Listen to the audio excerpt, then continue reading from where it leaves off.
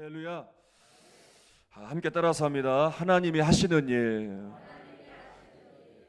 오늘 말씀의 제목인데요. 오늘 본문은 잘 알다시피 예수님께서 눈먼 맹인을 치유하시는 말씀이 나옵니다. 우리는 그동안 말씀의 초점을 맹인이 눈을 떴다라는 것에만 좀 집중했다면 오늘 조금 더 관점을 좀 바꿔서 우리의 삶에 문제가 있을 때 어떠한 믿음의 자세로 이 문제를 이겨내야 될까라는 이런 초점을 가지고 좀 말씀을 나누려고 합니다. 먼저 1절, 2절 말씀 읽어보겠습니다. 자, 시작. 예수께서 길을 가실 때에 날 때부터 맹인된 사람을 보신지라. 제자들이 물어 이르되 랍비여, 이 사람이 맹인으로 난 것이 누구의 죄로 인함이니까? 자기니까 그의 부모니까? 자, 예수님께서 길을 가실 때 누구를 만났냐면 맹인인데 성경은 이렇게 말하고 있어요. 날 때부터 맹인된 사람을 만나게 됩니다. 자, 예수님이 정확하게 어디를 가시는지는 나와 있진 않지만 분명한 건 날 때부터 맹인된 이 사람을 만났다는 거예요. 이렇게 성경에서 날 때부터 맹인이다라고 말하는 건 이유가 있어요. 그건 뭐냐면 이 맹인, 날 때부터 맹인된 사람이 눈을 뜨게 된다, 그 누구도 상상할 수 없었던 일이고 이런 일이 일어난 적이 없었다는 거예요. 그만큼 이 맹인이 눈을 뜨는 기적은 놀라운 일이다라는 걸 강조하기 위해서 이제 첫 구절에 이렇게 말씀을 하고 있는 거예요. 자, 그런데 제자들이 이 맹인을 바라보는 시각은 좀 달랐어요. 그래서 이 사람이 날 때부터 맹인이 된 것은 뭐로 인한 것으로 봤냐면 죄로 인한 것이다 라고 봤어요. 그래서 부모의 죄든 저 사람의 죄든 죄 때문에 벌을 받아서 맹인이 되었다라고 제자들은 그렇게 본 거예요. 사실 이렇게 생각하는 것이 그 당시에는 어찌 보면 당연한 일이었어요. 왜냐하면 구약에서는 종종 죄로 인하여 징계를 받게 되고 질병을 얻게 되고 고난을 얻게 되는 것들이 말씀에 나오고 있어요. 실제로도 출애굽기 20장 5절에 보면 한번 읽어보겠습니다. 시작. 그것들에게 절하지 말며 그것들을 섬기지 말라. 나 내 하나님 여호와는 질투하는 하나님인즉 나를 미워하는 자의 죄를 갚되 아버지로부터 아들에게로 3, 4대까지 이르게 하거니와. 자, 하나님께서 이스라엘 백성들에게 십계명을 주실 때에도 그 말씀을 보면 죄에 대하여, 아비의 죄인데 그 죄에 대하여 몇 대까지 그 자식에게 보응한다고요? 3, 4대까지 보응한다. 그 죄에 대하여 반드시 그 징계를 받게 될 것이다. 분명히 말씀을 하고 있습니다. 그리고 이뿐만 아니라 여러 성경 구절에서도 죄로 인한 하나님의 벌을 받아서 질병이 오고 고난이 오는 경우가 나와 있어요. 그런데 꼭 그런 것만은 아닌 경우도 있어요. 그러니까 죄로 인해서 질병을 얻거나 고난을 받지 않는 경우도 종종 나와요. 욥기 42장 5절 한번 보겠습니다. 시작. 내가 주께 대하여 귀로 듣기만 하였사오나 이제는 눈으로 주를 배움나이다. 자, 욥의 고백이에요. 이제 고난을 경험한 이후에 욥이 고백하는 것인데 이 구절을 보면 욥이 엄청난 고난을 받고 하나님을 더 알게 되었다. 하나님의 섭리를 더 이해하게 되었다. 지경이 더 넓어진 것을 고백을 하고 있어요. 이런 경우가 있고 또 고린도후서 12장 7절에 보면 한번 읽어보겠습니다. 시작. 여러 계시를 받은 것이 지극히 크므로 너무 자만하지 않게 하시려고 내 육체의 가시 곧 사탄의 사자를 주셨으니 이는 나를 쳐서 너무 자만하지 않게 하려 하심이라. 자, 바울의 경우를 보면 하나님께서 육체의 가시를 주셨는데 질병을 주셨단 말이에요. 근데 그걸 왜 주셨느냐? 뭐하지 않게 하려고? 자만하지 않게 하려고. 그래서 더 겸손히 하나님 앞에 엎드리고 하나님을 더 의지하게 하려고 질병을 주셨다. 그러니까 꼭 질병의 원인이, 고난의 원인이 죄로 인해서만 아닐 수도 있단 말이에요. 여러 가지 원인이 있어요. 중요한 건 이 질병이, 이 고난이 무엇 때문에 왔는지 그 원인에 집중하기보다 우리가 정말 집중해야 할 것이 있어요. 그건 뭐냐면 고난을 당할 때, 문제를 당할 때 한 가지 믿음의 모습을 보여야 한다는 거예요. 이게 정말 우리에게 중요한 거예요. 우리는 고난이 왜 왔는가, 왜 나에게 이런 일들이 일어났는가에만 집중을 하는데 사실 우리는 이것보다 더 집중해야 할 한 가지가 있어요. 그건 뭐냐면 이 고난에 대처하는 이 자세. 우린 이 자세만 가지면 돼요. 그걸 지금 예수님이 말씀해 주세요. 3절 읽겠습니다. 자, 눈을 크게 뜨시고 시작. 예수께서 대답하시되 이 사람이나 그 부모의 죄로 인한 것이 아니라 그에게서 하나님이 하시는 일을 나타내고자 하심이라. 자, 제자들은 고난의 원인을 말했단 말이에요. 누구의 죄 때문에 그럴 것인가라고 이런 비판적인 시각으로 봤단 말이에요. 그런데 예수님은 그런 거에 집중하지 않고 원인에 집중하지 않고 그 다음에 일어날 일에 집중하셨어요. 그래서 뭘 말씀하시냐면 이 사람을 통해 하나님이 하실 일이 있다. 그렇게 말씀하시는 거예요. 여러분, 그래서 우리가 경험하는 문제가 있을 거예요. 원치 않는 고난이 있을 거예요. 이거에만 집중하면 우리는 이거 앞에 절망할 수밖에 없어요. 우리는 낙심할 수밖에 없어요. 우울한 날을 보낼 수밖에 없어요. 원인을 찾아내려고 한다면 그럴 수밖에 없지만 이것에 대한 믿음의 자세를 가지면 이 일을 통해서 하나님이 하실 일이 있구나. 그 일은 뭘까? 기대하게 된단 말이에요. 그런데 실상은 우리가 머리로는 이해하고 알고는 있지만 실상은 막상 문제를 닥치고 고난이 오면 쉽게 절망하고 낙심하고 하나님이 하실 일에 대한 기대를 하지 못하는 게 실상이란 말이에요. 이번 명절에 이제 부모님 댁을 방문을 해서 이제 다른 때와 같이 이제 다 모여서 이제 식사를 하고 나면 이제 다 같이 또 한 자리에 모여서 간식도 먹고 TV도 보고 하잖아요. 그래서 그렇게 이제 당연하게 밥을 먹고 다가도 먹고 이제 TV를 보고 있는데 딸아이가 그러는 거예요. 옆에 와서 이 아이가 제가 불리하게 만들려고 할 때, 제가 불리할 때는 꼭 아빠라고 안 부르고 목사님이라고 불러요. 목소리를 쫙 깔면서 그렇게 부르는 거예요. 목사님, 지난주 설교하실 때 이번 명절에 남자분들 설거지 해야 됩니다 라고 하셨죠? 목사님이 모범을 보이셔야죠. 제가 지난주 오후 예배 때 그랬더라고요. 그래서 어쩔 수 없이 명절에 처음으로 설거지를 했어요. 근데 제가 해보니까요, 진짜 많더라고요. 아니 이거를 여자분들은 몇 끼씩 계속 한 거예요.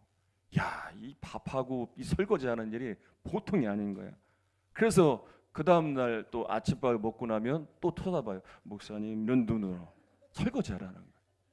그래서 성도님들 앞에 또 한 얘기는 있고 그래서 한 3번을 했어요.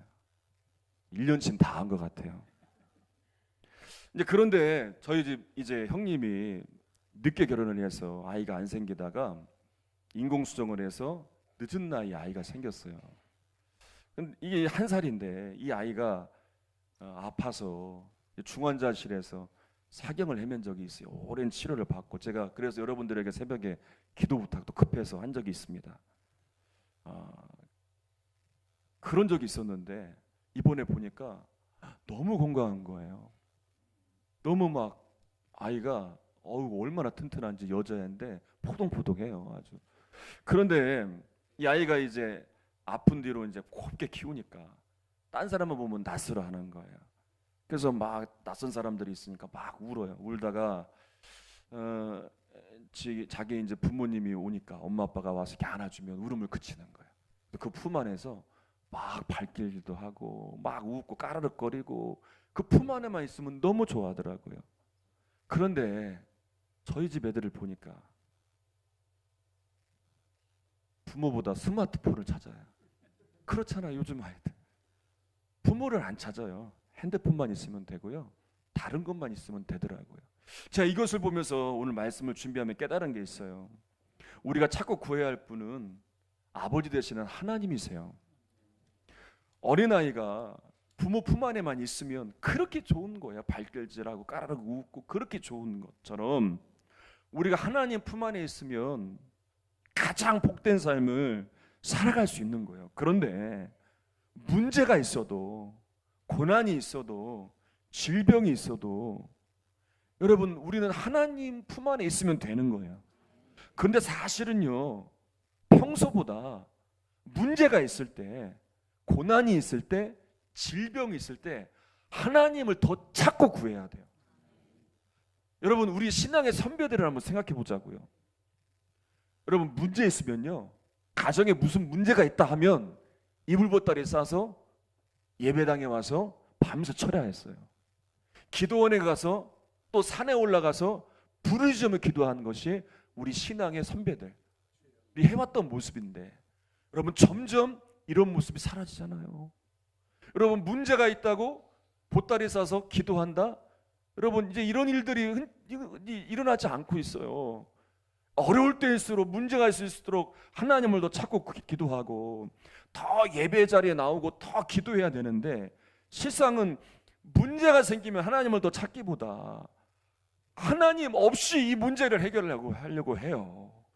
그러니까 문제는 해결된다고 하도 이 문제를 통한 영적인 유익이 없어요. 내 신앙의 성장이 없어요. 하나님과의 아무런 만남이나 하나님이 하시는 일들을 경험하는 일들이 없단 말이에요. 제가 몇 번 말씀을 드렸고 가장 많이 드렸던 예화일 거예요. 제가 예전에 부교육자 때 사역했던 교회 집사님이세요. 이 집사님은 오늘 본문의 말씀의 주인공처럼 똑같이 날 때부터 앞이 안 보이시는 분이세요. 근데 교회에 오면 항상 앞자리에 앉으세요. 권사님 앉으신 자리에 좀 앉아서 찬양만 시작하면 일어나서 막 춤을 춰요. 찬양만 하면 그렇게 좋아하는 거예요. 근데 한 번은 이제 수련 목회자 때 교회 사역에 너무 많은 거예요. 매일 이제 영어 학원을 또 하니까 또 기사분이 그만둬서 버스를 또 5시간씩 매일 운전을 했거든요. 근데 그날은 또 금요일이에요. 금요일 날은 속회 예배도 있고 제가 맡은 속회만 3개였어요. 전사님 3개였어요. 그리고 또 끝나면 또 금요철야도 또 준비 찬양도 인도해야 되고 찬양단도 준비시켜야 되고 할 것 많고, 그러니까 이게 어느덧 사역이 기대감이 없어요. 지쳐 있으니까. 그런데 갑자기 이렇게 바쁜데 전화가 온 거예요. 아, 우리 속회 인도 좀 해주세요. 인도자님이 어디 급한 일이 생겨서 모이기로 했는데 좀 와주세요. 근데 순간 그러면 안 되는데, 지금은 안 그럽니다. 근데 그때는 짜증이 나는 거예요. 이렇게 바쁜데 할 건 많은데 또 예배 인도해야 되고. 그래서 막 그게 좀 마음이 편치 않은 상태로 예배를 인도하러 갔어요. 갔는데 불이 다 꺼져 있어. 그 맹인 집사님 집이에요. 불 킬 일이 없잖아요. 불이 다 꺼져 있어. 그리고 가보니까 속도원이라고는 이 맹인 집사님 한 분, 속장님 한 분, 2분 있는 거예요. 그래서 빨리 예배 드리고 그냥 가야겠다. 그리고서 이제 예배를 시작하려고 하는데 속장님이 집사님한테 물어요. 집사님 무슨 찬양 부르고 싶으세요? 그러니까 이 집사님은 이 속회 예배를 기다리는 거예요. 찬양 부르고 싶어서 다 머릿속에 몇 장 준비하고 있어요. 몇 장 부르자고. 부르면 또 막 일어나서 춤을 춰요. 끝나면 끝난 줄 알았는데 또 부르자고요. 또 부르고 그렇게 3번을 부르더라고요. 그리고 말씀을 전하고 끝났는데 그분이 하시는 말에 제가 완전히 무너졌어요. 일주일 동안 자기에게 해주신 하나님의 은혜를 나누는 거예요. 이야, 아니 보이지도 않는데 무슨 은혜가 있겠어요. 그런데 그 넘치는 은혜의 이야기들을 계속하는 거예요. 저는 지쳐갖고 기쁨도 없고 감사도 없고 감동도 없고 빨리 들으려고 왔는데, 근데 이분은 보이지 않는 그런 상황 가운데서도 하나님을 그렇게 뜨겁게 찬양하고 이 예배를 그렇게 사모하고 끝나는데도 그 간증이 넘쳐나는 거예요. 여러분, 무슨 차이입니까? 이 집사님은 문제에 집중하지 않았단 말이에요. 내가 왜 맹인이 되었어? 나는 왜 보이지 않아? 내가 왜 이렇게 된 거야? 말만 집중한 게 아니라 그 가운데 하나님을 집중한 거예요. 하나님이 하시는 일을 기대한 거예요. 그러니까 자신의 신세나 자신의 지금 상황을 원망하지 않아요. 늘 부어주시는 하나님의 은혜가 있어요. 그러니 예배가 살아있어요. 찬양이 살아있어요. 간증이 넘쳐나는 거예요. 여러분, 우리가 문제를 경험할 때 무엇에 집중하냐에 따라서 그 결과는 엄청난 차이가 일어납니다. 문제만 집중한다면 낙심과 절명만 있겠죠. 이 문제가 나에게 아무런 영적인 유익이 없을 겁니다. 그러나 하나님께 집중한다면 하나님이 하실 일들에 대한 기대감이 생기게 될 거예요. 그래서 문제는 있지만, 어려움은 있지만, 여전히 해결해야 될 일들은 있지만 하나님을 기쁨으로 찬양할 수 있고요. 하나님을 기쁨으로 찬양할 수 있고요. 열정을 다해 예배할 수 있고요. 하나님에 대한 간증이 넘쳐나는 거예요. 그래서 시편 119편 71편에 이렇게 말씀해요. 한번 읽어보겠습니다. 시작.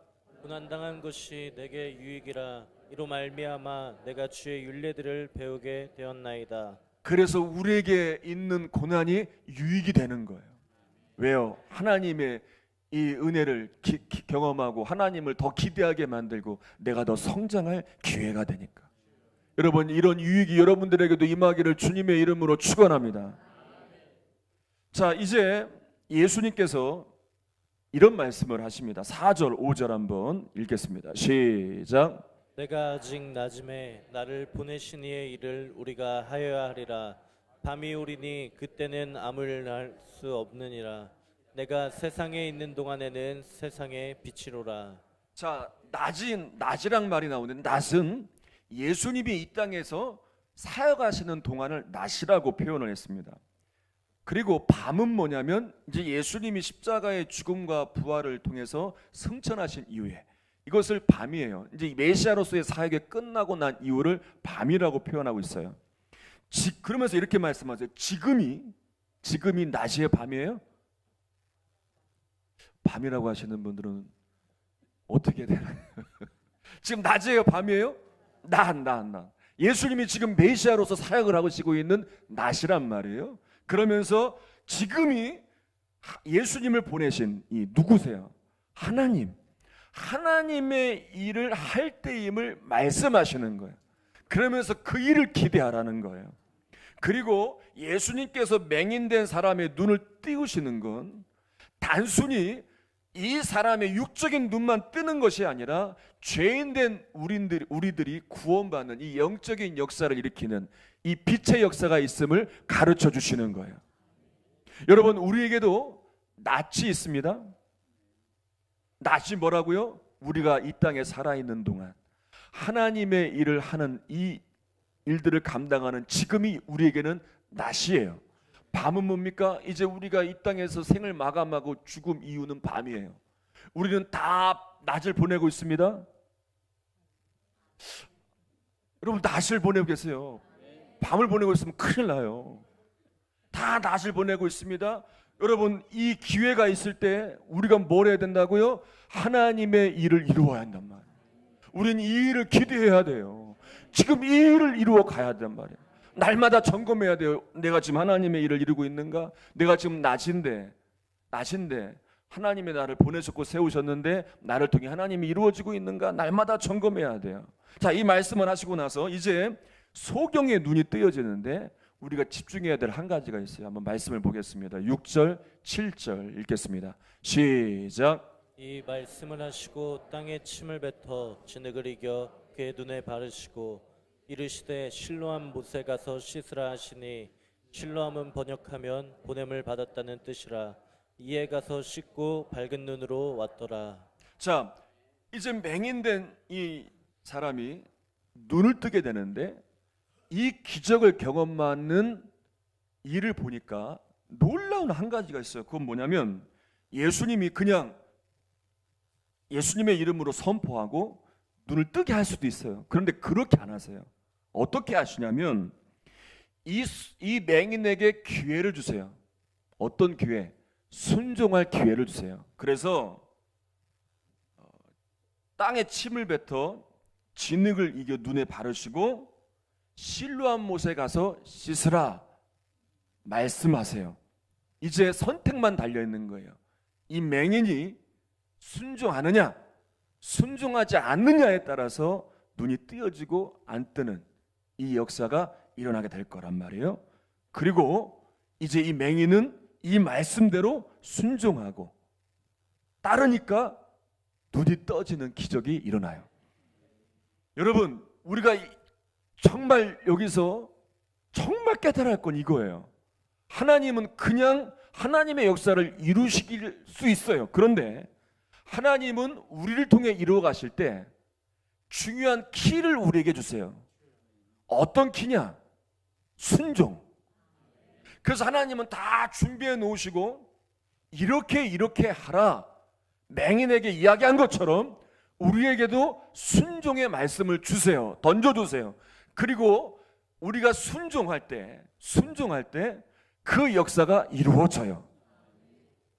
예레미야 11장 4절에서 5절 우리 새벽마다 예레미야 말씀을 읽고 있지만 한번 말씀 하나 한번 읽어보겠습니다. 자, 좀 긴데 차근차근히 한번 또박또박 크게 한번 읽어봅니다. 시작. 이 언약은 내가 너희 조상들을 새 풀무 애굽 땅에서 이끌어내던 날에 그들에게 명령한 것이라. 곧 내가 이르기를 너희는 내 목소리를 순종하고 나의 모든 명령을 따라 행하라. 그리하면 너희는 내 백성이 되겠고 나는 너희의 하나님이 되리라. 내가 또 너희 조상들에게 한 맹세는 그들에게 젖과 꿀이 흐르는 땅을 주리라 한 언약을 이루리라 한 것인데 오늘이 그것을 증언하느니라 하시기로 내가 대답하여 이르되 아멘 여호와여 하였노라. 자, 여러분, 하나님께서 우리에게 키를 주시는데 순종하면 하나님이 하시는 일이 이루어집니다. 근데 반대로 불순종하면 하나님이 하시는 일이 안 이루어지는 거예요. 이 말씀을 보면 그게 나와 있어요. 이스라엘 백성들은 하나님이 이 키를 주셨는데 순종하지 않고 불순종했어요. 그들의 불순종으로 인하여 하나님의 심판이 임함을 말씀하고 계세요. 그래서 하나님이 그들에게 원하시는 건 뭐였냐면 언약을 맺으셔서 그들을 애굽에서 건져내셨고 그리고 젖과 꿀이 흐르는 땅을 주신단 말이에요. 근데 이것은 표면적인 목적이고 정말 그들에게 원하시는 건 이 말씀을 한번 집에 가서 잘 읽어보세요. 그렇게 나와 있어요. 그들을 하나님의 백성이 되기를 원하셨어요. 그리고 하나님은 그들의 아버지가 되기를 원하셨단 말이에요. 이런 관계를 맺기 원하셨는데 그래서 그들에게 키를 준 거예요. 순종할 수 있는 키를. 이 언약을 맺으시고 말씀을 주시고 순종하면 이 일이 이루어지는 거예요. 그런데 그들은 아멘은 했어요. 아멘, 그렇게 하겠습니다라고 했지만 삶에는 따르는 순종이 없단 말이에요. 결국 그들의 욕망대로 살았고요. 심지어는 우상까지도 섬겼고요. 수없이 하나님은 선지자를 보내서 말씀하셨는데도 돌아서지 않고요. 결국 오늘 말씀을 보니까 에레미야에게 이렇게 말씀하세요. 더 이상 기도하지 마라. 저들을 위해 중보하지 마라. 난 심판하기로 결단했다. 그런 말씀까지 하세요. 왜? 모르니까. 그렇게 말해도 모르니까 하나님의 징계를 받고 나서야 깨달을 수 있으니까 그렇게 하시겠다는 거예요. 여러분, 여러분에게 키가 있습니다. 여러분, 이 키는 순종의 키예요. 하나님은 이미 여러분들에게 언약적 관계 안에서 하나님의 말씀을 주셨어요.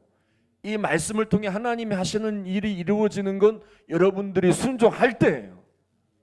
여러분이 순종할 때예요. 그때 기적은 일어나요. 그때 하나님이 하시는 일이 이루어져요. 자, 이제 또 한 가지 중요한 게 있는데 그건 뭐냐면 이 하나님의 기적 같은 은혜를 경험하고 난 이후의 삶이에요.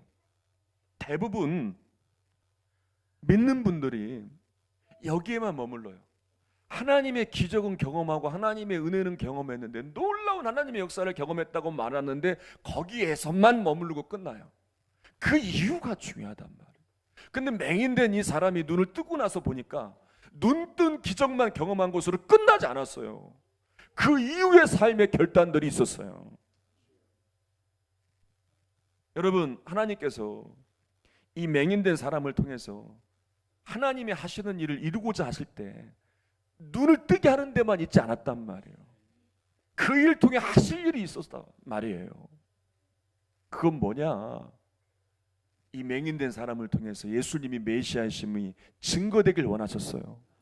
그 눈을 뜨면서 영적으로 다친 사람들의 눈이 뜨여지기를 원했단 말이에요. 여러분, 바울도 복음을 전하면서 엄청난 고난과 고통을 당하지 않습니까?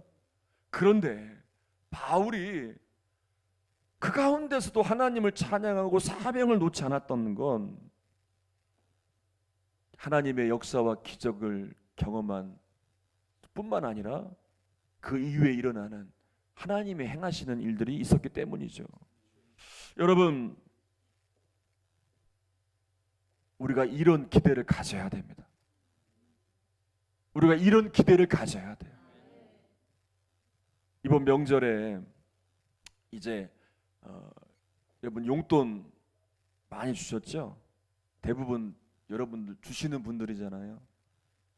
손주들도 많고 또 조카들도 있을 것이고, 저도 어느덧 이제 용돈을 주는 입장이 돼서 이제 주고 있는데, 용돈을 주다 보니까 특징이 있더라고요. 어린애들은요, 한 5살까지는 받으면 엄마를 갖다 주더라고요. 그러니까 이 돈이 소중한 걸 몰라요. 주면 엄마 줘요, 바로. 엄마 하고 줘버려요. 그런데 저희 집 애들 보니까요, 받자마자 빛의 속도로 지갑 속에 팍 넣더라고요. 엄청 빨라요. 저희들이 볼까봐. 받자마자 빛의 속도로 지갑에 팍팍. 아니, 지갑을 챙겨가더라고요. 난 왜 챙기나 했어요. 궁금하잖아요. 이제 올 때, 돌아올 때, 애들아 얼마 받았니? 절대 말 안 해요. 11조 해야 되니까 그것 때문에 물어보는 거야. 얘기 안 해. 빼앗길까봐. 지갑 좀 보자. 절대 안 받기려고 막 꼭꼭 숨겨놔요. 아마 우리나라 아이들 중에 한 초등학교 고학년, 중학생, 고등학생들은 명절에 기대가 있을 거예요. 어른들 만나는 기대보다 용돈 받는 기대가 있겠죠. 물론 가족들을 만나는 기대도 있겠지만, 여러분, 신앙생활에도 기대가 있는 것과 기대가 없는 것과는 큰 차이가 있어요. 오늘 예배에도 기대가 있으면 달라요. 매일의 삶에 기대가 있으면 달라요. 제가 지난주에도 말씀을 드렸어요. 요즘에 주일 예배 준비하는 일에 열심을 다하려고 한다고. 그래서 토요일 날은 웬만하면 설교 준비를 다 마치고 다른 일정을 보려고 한다고 말씀을 드렸습니다. 그렇게 기대를 하니까요, 하나님이 많이 부어주세요. 제가 먼저 은혜가 돼요. 그런데 어떤 기대를 갖느냐가 정말 중요합니다. 그걸 알려주는 거예요. 그건 뭐냐? 하나님이 이루시는 기적에 대한 기대도 있어야 되지만, 눈이 뜨여지는 이런 놀라운 기적에 대한 기대도 있어야 되지만, 더 나아가 그 뒤에 일어나는 하나님이 하시는 일에 대한 기대가 있어야 돼요. 그래야 우리가 기적을 경험하고 은혜를 경험하고 난 뒤에 일어나는 순종의 삶이 이어지는 거예요. 이 맹인이 보세요. 이 기적을 경험했습니다. 그리고 그 다음에 보여준 믿음의 모습이 있어요. 그걸 한번 보고 말씀을 마칠게요. 15절 읽겠습니다. 시작. 그러므로 바리새인들도 그가 어떻게 보게 되었는지를 물으니 이르되 그 사람이 진흙을 내 눈에 바르매 내가 씻고 보나이다 하니. 자, 바리새인들은 지금 예수님이 이미 안식일에 병자들을 고치신 일에 대하여 엄청 비난을 했습니다. 또 예수님을 무너뜨리려고 그 건수를 찾다가 또 이 이야기를 들은 거예요. 그래서 맹인된 사람, 눈을 뜬 이 사람을 불러서 묻는 거예요. 그런데 나는 당당하게 그대로 말해요. 예수님이 하라는 대로 해서 눈을 떴다. 그랬더니 안 되겠다 싶어서 그 부모를 부릅니다. 근데 그 부모는 22절에 보면 이 부모는 두려워하는 거예요. 왜? 출교당할까 봐. 그래서 두려워해서 우린 잘 모르겠다 대답을 회피해요. 그러자 다시 바리새인들이 확신을 얻으려고 맹인된 사람을 불러요. 그러자 27절에 이렇게 말해요. 한번 읽겠습니다. 시작. 네, 내가 이미 일렀어도 듣지 아니하고 어찌하여 다시 듣고자 하나이까? 당신들도 그의 제자가 되려 하나이까? 오히려 자신들을 질문하는 바리새인들에게, 아니 이 부모들은 출교당할까 봐 두려워서 잘 대답을 못했는데 오히려 확실하게, 아니 너희들도 예수님 믿고 제자가 되려고 자꾸 물어보느냐? 그렇게 말해요. 얼마나 멋진 모습입니까? 얼마나 당당한 모습이에요. 말씀을 정리할게요. 우리를 통해 하나님이 하실 일이 있어요. 그런데 그 일은 그냥 이루어지지 않아요. 하나님이 키를 주세요. 그건 뭐냐? 순종이에요. 우리는 아멘 해요. 알아요. 이렇게 해야지.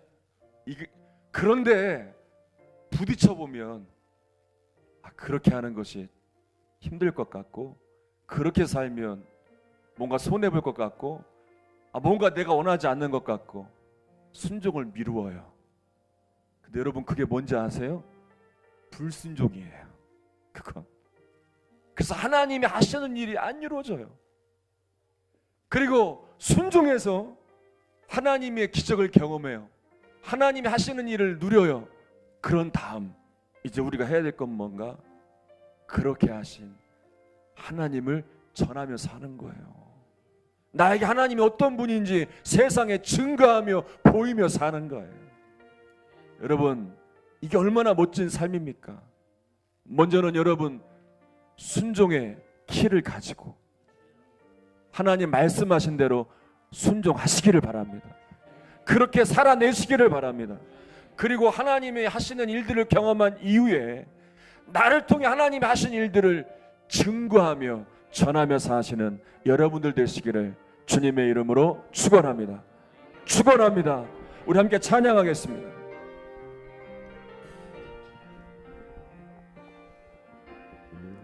힘들고 지쳐 낭망하고 넘어져 일어나니 전혀 없을 때에 조용히 다가와 손 잡아주시고 나에게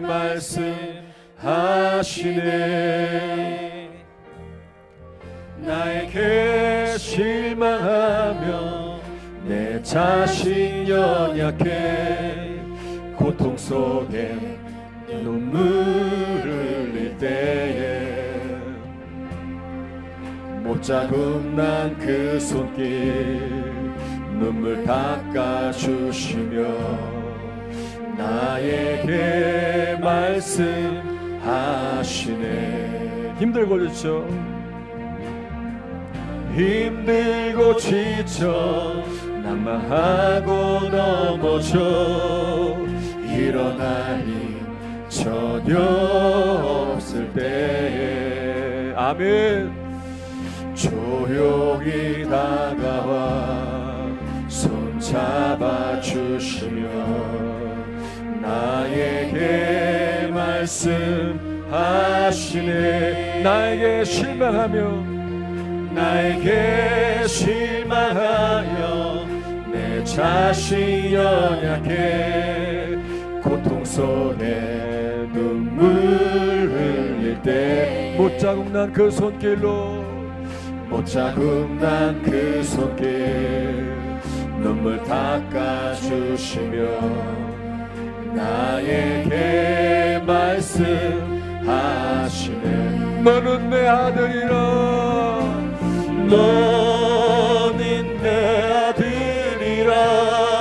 오늘날 내가 너를 낳았도다. 오늘날 내가 너를 낳았도다. 너는 내 아들이라. 나의 사랑하는 내 아들이라. 나의 사랑하는 내 아들이라. 오른손을 가슴에 꽂고 찬양합니다. 너는 내 아들이라. 하나님께서 우리 아버지 되십니다. 오늘날 내가 너를 낳았도다. 너는 내 아들이라. 나의 사랑하는 내 아들이라. 나의 사랑하는 내 아들이라. 언제나 변함없이 언제나 변함없이 너는 내 아들이라. 너는 내 아들이라. 나의 십자가 고통, 나의 십자가 고통, 세상의 그 고통으로 내가 너를 낳았으니. 너는 내 아들이라. 너는 내 아들이라. 오늘날 내가 너를 낳았도다. 너는 내 아들이라. 나의 사랑하는 내 아들이라. 성령이 오셨네. 성령이 오셨네. 성령이 오셨네. 내 주에 보내신 성령이 오셨네. 우리 인생 가운데 친히 찾아오셔서 그 나라 꿈꾸게 하시네. 우리 오른손 들고 고백합니다. 성령이 오셨네. 성령이 오셨네. 내 주에 보내신 성령이 오셨네. 우리 인생 가운데 친히 찾아오셔서 그 나라 꿈꾸게 하소서. 성령이 오셨네. 성령이 오셨네. 내 주에 보내신 성령이 오셨네. 우리 인생 가운데 친히 찾아오셔서 그 나라 꿈꾸게 하시네. 너는 내 아들이라. 너는 내 아들이라. 오늘날 내가 너를 낳았도다. 너는 내 아들이라. 나의 사랑하는 내 아들이라. 우리 두 가지를 놓고 기도하겠습니다. 첫 번째는 하나님이 하시는 일이 나를 통해, 우리 가정을 통해, 우리 교회를 통해 이루어지게 하소서. 이것을 위해 기도하시고, 두 번째는 순종할 수 있도록 하나님이 나에게 키를 주셨는데 이제는 내가 삶으로 순종해내며 그렇게 살도록 인도해 달라고 두 가지를 놓고 기도하겠습니다. 우리 주여 세 번 크게 부르짖고 우리 동성으로 기도합니다. 주여, 주여, 주여. 살아계신 하나님, 역사하시는 하나님, 하나님께서는 우리를 통하여 하나님이 하시는 일을 이루기를 원하십니다. 문제가 있어도, 어려움이 있어도, 고통이 있어도 하나님의 역사는 멈추지 않습니다. 우리가 더 하나님께 집중하며 더 하나님을 바라보며 하나님이 하실 일에 대한 기대를 갖게 해주시옵소서. 하나님, 더 몸부림치며 기도할 것입니다. 더 몸부림치며 예배할 것입니다. 하나님의 일을 기대할 것입니다. 하나님 고통 중에 하나님의 기적을 경험하게 하시고 하나님 행하시는 위대한 역사가 우리 성도님들의 삶에, 성도님들의 가정에, 우리 교회에 넘치도록